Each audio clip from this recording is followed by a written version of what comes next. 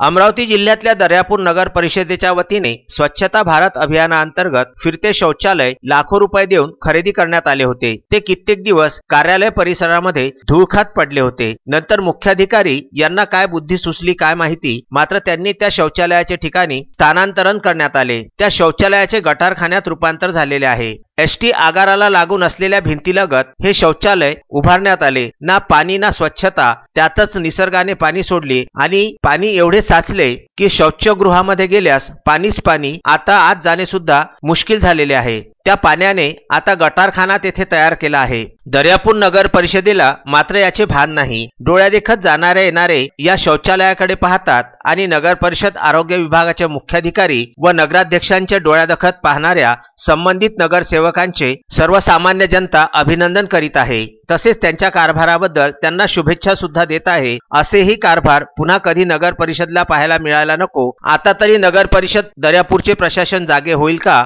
असा सवाल दर्यापूर येथील सर्वसामान्य जनता करताना दिसत आहे। श्रद्धा मस्के, विदर्भ न्यूज, दर्यापूर।